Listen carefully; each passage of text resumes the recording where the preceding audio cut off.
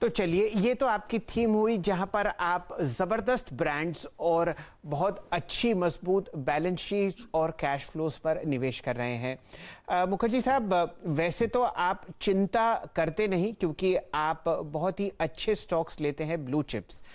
कहां पर आपको चिंता का विषय बाजार में दिख रहा है? कहां वैल्यूएशंस दिख रही हैं ज्यादा और परफॉर्मेंस दिख रही है कम स्टॉक प्राइस की?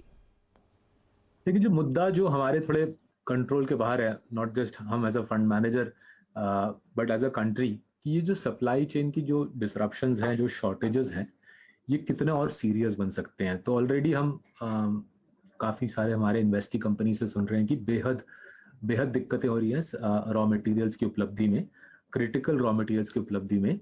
और ये सिचुएशन अगर ऐसा ही डिटीरिएट करता रहा, जहाँ पे containers, semiconductors, petroleum related products, raw materials of various sorts, हाल ही में पावर का भी एक क्राइसिस रहा था। ये जो पूरा जो ग्लोबल शॉर्टेज का सिलसिला चल रहा है कोविड के, पोस्ट कोविड के ये बेहतरीन तेजी के माहौल में, ये कितना सीरियस हो सकता है ऑनेस्टली हमारे लिए अंदाजा करना थोड़ा मुश्किल है।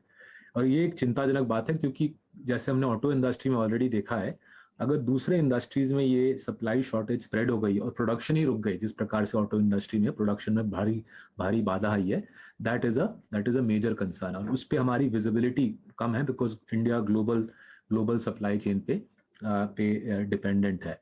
और अगर इसके साथ हम प्राइस इन्फ्लेशन का भी मुद्दा जोड़ें, अगर शॉर्टेजेस की वजह से प्राइस सीपीआई इन्फ्लेशन 10, 11, 12% की तरफ भागा, तो ऑब्वियसली इसका एक पूरा मॉनेटरी पॉलिसी पे दूसरा ही एक चिंताजनक डायमेंशन आ जाता है। फिलहाल शॉर्टेजेस की इशू है, बट उतनी अर्जेंट नहीं है।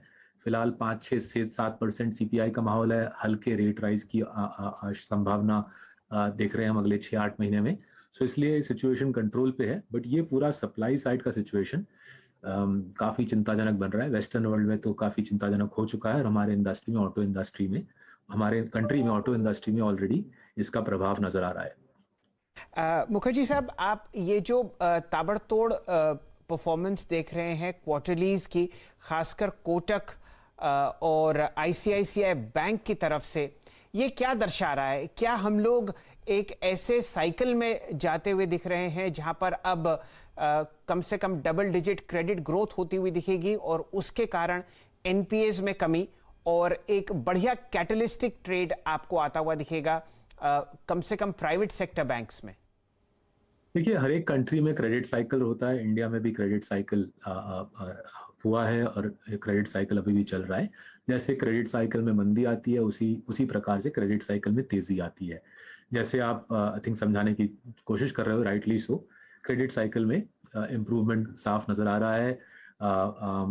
बड़े कंपनीज अपना लोन्स प्री पे कर रहे हैं।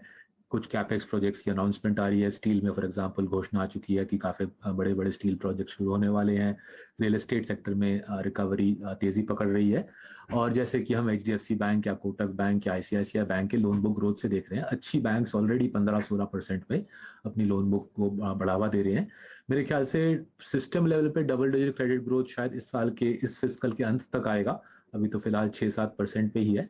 सिस्टम लेवल पे डबल डिजिट क्रेडिट ग्रोथ इस साल के अंत तक आएगा, but already high quality lenders का हम क्रेडिट ग्रोथ देख रहे हैं कि 20 की तरफ बढ़ रहा है। और ये बिल्कुल क्रेडिट साइकिल की सिंपल मैनिफेस्टेशन है कि early stage of credit cycle growth में है। एंड जैसे जैसे इकोनॉमिक रिकवरी और स्पीड पकड़ती है क्रेडिट साइकिल, मेरे ख्याल से system level credit cycle growth 14-15% की तरफ बढ़ेगा। और टॉप क्वालिटी लेंडर्स जैसे कि एचडीएफसी, कोटक, ये शायद 20 के आगे क्रेडिट ग्रोथ दिखला पाए अगले फिस्कल में।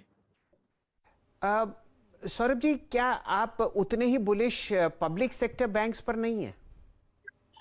सो ये मुद्दा हमने शायद अलग अलग इंडस्ट्रीज में पहले डिस्कस किया है। पब्लिक सेक्टर एंटरप्राइजेस, वो बैंक्स हो या नॉन बैंक्स हो, पब्लिक सेक्टर एंटरप्राइजेस का काम है देश की सेवा करना। भारत सरकार उनका सबसे बड़ा शेयर होल्डर होता है, जी जी। और उनके लिए पब्लिक सर्विस अहमियत रखता है, रादर